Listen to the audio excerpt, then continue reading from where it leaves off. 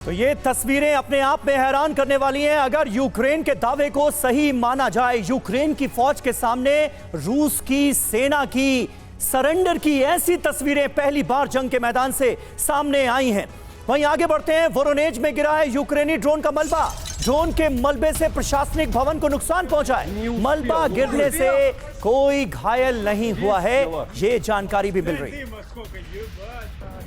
तो यूक्रेनी फौज लगातार कुर्स्क में आगे बढ़ रही है। कुर्स्क के कई इलाकों पर यूक्रेनी ब्रिगेड का कब्जा तक हो गया है, लेकिन असल में ज़ेलेंस्की की सेना के टारगेट पर है कुर्स्क का कुर्चातोव न्यूक्लियर पावर प्लांट, जिससे महज 14 किलोमीटर की दूरी पर यूक्रेनी सेना इस वक्त खड़ी है। यही सबसे बड़ा खतरा रूस के सामने है। यूक्रेन का टारगेट है कुर्चातोव न्यूक्लियर प्लांट। यूक्रेन की सेना कुर्स्क में परमाणु प्लांट पर हमला कर रही है। कुर्चातोव परमाणु प्लांट पर मिसाइल और ड्रोन से स्ट्राइक को अंजाम दिया जा रहा है। जहां कुर्स्क के कुर्चातोव एटमी प्लांट के पास मिसाइलों के टुकड़े भी मिले हैं, यानी ये एटमी प्लांट यूक्रेन के निशाने पर है और चंद किलोमीटर का फासला बचा है। यूक्रेनी फौज इस एटमी प्लांट के बहुत करीब पहुंच चुकी है। यूक्रेन आने वाला वक्त रूस के लिए बहुत अहम है। बिल्कुल, और देखिए थापर सर, मैं चाहूंगा कि आप इस पर रिएक्ट करें। जिस तरह से कुर्स्क में लगातार यूक्रेनी सेना कामयाबी हासिल कर रही है, रूसी सेना के जवान सरेंडर कर रहे, इस बात का दावा किया जा रहा है। ऐसे वक्त में जब यूक्रेनी सेना माना जा रहा है कि हताश हो रही है, पस्त हो रही है, कितना बड़ा मोरल बूस्टअप है और व्लादिमीर पुतिन क्या कर सकते हैं इन सब की बात। देखिए, मैं बड़ा हुआ हूं 70s 80s में रशियन आर्मी को देख के, और उस टाइम कोल्ड वॉर चल रहा था। रशिया और अमेरिका के बीच में यही दो मेजर पावर थे, चाइना तो बहुत बाद में हुआ है। तो एज अ सोल्जर हम बड़ा अप्रिशिएट करते थे रशियन सोल्जर्स को। हम सोचते थे बहुत प्रोफेशनल हैं, बहुत स्ट्रांग आर्मी है। और आज से 2 साल पहले आप ही के स्टूडियो में जब ये लड़ाई शुरू हुई थी, तो लोग कह रहे थे कि यूक्रेन हफ्ता 10 दिन महीने में गिर जाएगा और रशियन आर्मी इतनी स्ट्रांग है। लेकिन मैं समझता हूँ ये 2 साल देख के मुझे लगता है, अब मुझे डाउट हो रहा है कि रशियन आर्मी क्या कभी स्ट्रांग थी, क्योंकि अगर इतनी ताकतवर, इतनी प्रोफेशनल होती तो काफ़ी कामयाबी अभी तक गेन कर चुकी होती। यूक्रेन की कोई औकात नहीं थी रशियन की सुपर पावर स्टेटस के सामने, फिर भी उन्होंने उसको रोक के रखा है और बराबर की लड़ाई हो रही है दोनों तरफ, और कई जगह पे रशियन आर्मी को पस्त भी किया है। तो मुझे लगता है या तो ये डेफिनेटली रशियन आर्मी के मोरल के ऊपर इफेक्ट पड़ा है, और इससे हमें और भी लेसन मिलते हैं कि हम चाइनीज़ आर्मी को भी बोलते हैं बहुत स्ट्रांग है, उनका भी ऐसे ही जब एक्चुअल लड़ाई पे आता है तो सोल्जर कैसे बिहेव करता है, ये सब ट्रेडिशन पे और उनकी ट्रेनिंग पे रिफ्लेक्ट करता है। और मुझे नहीं लगता कि रशियन आर्मी वो प्रोफेशनल आर्मी रह गई है जो एक ज़माने में होती थी। जी बिल्कुल, और अब हम दूसरे युद्ध क्षेत्र का जिक्र करेंगे, क्योंकि ईरान वर्सेस इजराइल की जंग आखिर कहां तक पहुंची है यह बताना भी जरूरी है। ईरान के संभावित हमले को लेकर बहुत बड़ी खबर आ रही है। 3 से 4 दिनों का हो सकता है एयर ऑपरेशन।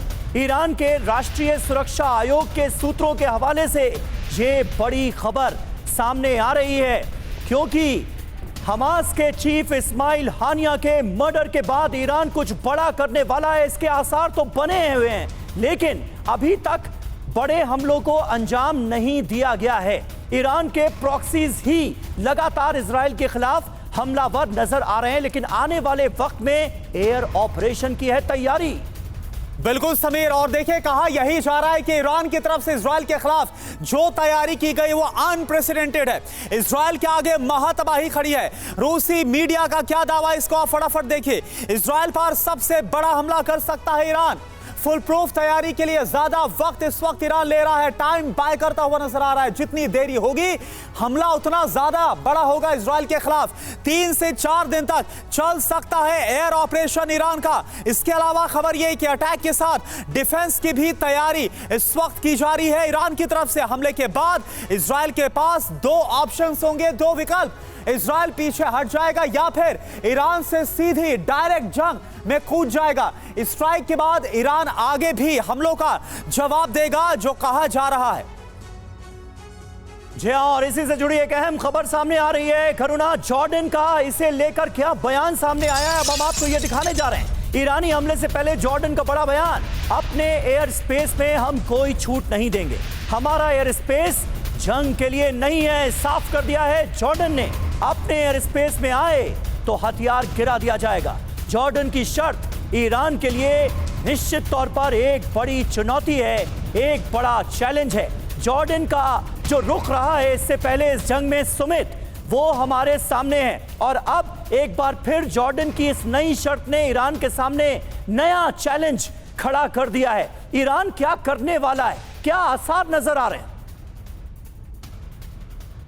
देखिए, सबसे पहले तो मैं आपको बताऊं कि ईरान जानबूझकर लंबा समय खींचता जा रहा है क्योंकि उसको लगता है कि जितनी डिप्लॉयमेंट इजराइल ने अमेरिका ने कर रही है उसमें अगर कुछ लूप पॉइंट मिल जाए, कोई रिलैक्स जब ये हो जाए तब वो अपने अटैक को अंजाम दे और ये मैसेज पहुंचा। दूसरा सबसे बड़ी पॉसिबिलिटी, क्योंकि 2 दिन पहले खुद सुप्रीम लीडर खमीनी ने एक बड़ी मीटिंग की थी जिसमें राष्ट्रपति और बाकी तमाम लीडर्स मौजूद थे। उसमें ये डिस्कस किया गया कि क्यों ना हम भी इनके ना सिर्फ इजराइल के अंदर बल्कि जिस तरीके से हम पर अटैक किया गया सीरिया में या दुनिया के अलग दूसरे कोनों में, उसी तरीके से हम भी इजराइल के बेसिस पर इजराइल के जो खुफिया तंत्र है या फिर उनके जो लोग हैं उनको टारगेट करें। तो निश्चित तौर पर एक तरीके का आप माने कि ईरान जो है वो हर पॉसिबल अटैक्स के बारे में डिस्कस कर रहा है। उसका कोशिश ये है, उसकी पूरी कोशिश ये है कि इजराइल को एक बड़ा मैसेज दिया जाए, एक ऐसा मैसेज जिसमें दिखाया जा सके कि हम भी आपको उसी तरीके से टारगेट करेंगे जिस तरीके से आप हमारे लोगों को, आप हमारे जनरल्स को टारगेट करते हैं, आप हमारी एम्बेसीज को टारगेट करते हैं। तो इसको लेकर लगातार डिस्कशन चल रहा है। लेकिन ये जरूर है